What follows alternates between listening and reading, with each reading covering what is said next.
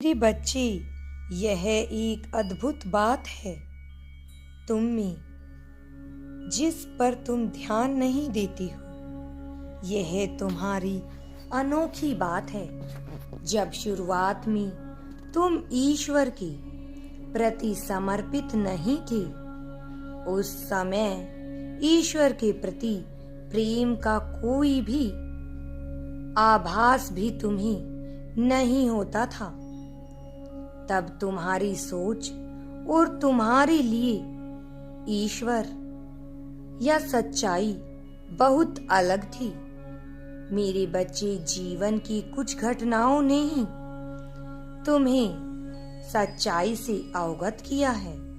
ऐसी सच्चाई तुम्हारे सामने लाए हैं। अब तुम्हें अपनी भूल का भी आभास होता है और अपने द्वारा किए गए क्रोध का भी आभास होता है।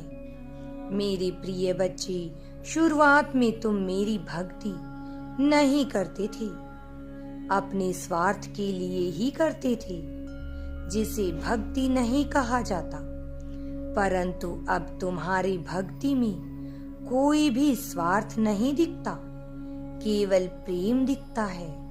मेरे बच्चे, सिर्फ प्रेम दिखता है।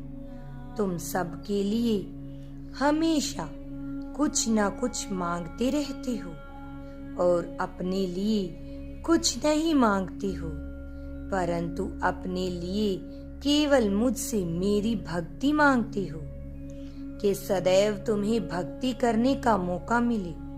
मेरे बच्चे, तुम्हारा यह निस्वार्थ प्रेम बहुत अद्भुत है। तुम नहीं जानते तुम्हारा यह प्रेम मुझे कितना आनंद देता है।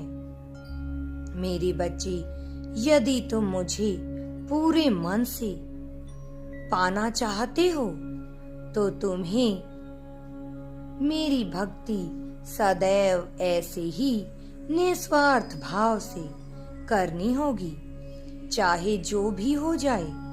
यह तुम्हें याद रखना है कि मैं कभी तुम्हारी भक्ति का गलत परिणाम तुम्हें नहीं दूंगा। मैं सदैव तुम्हारे साथ रहूंगा। जो भी दूंगा तुम्हारे अच्छे के लिए ही दूंगा। तुम संसार में रहकर भी अपने मन को सदैव मुझ पर ही लगाए रखना। मेरे बच्चे, इससे तुम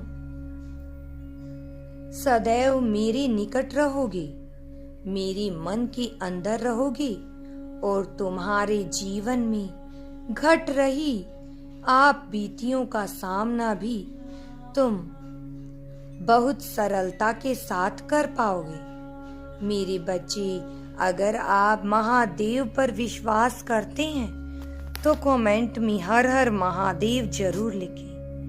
महादेव को धन्यवाद देते हुए चैनल को सब्सक्राइब जरूर करें।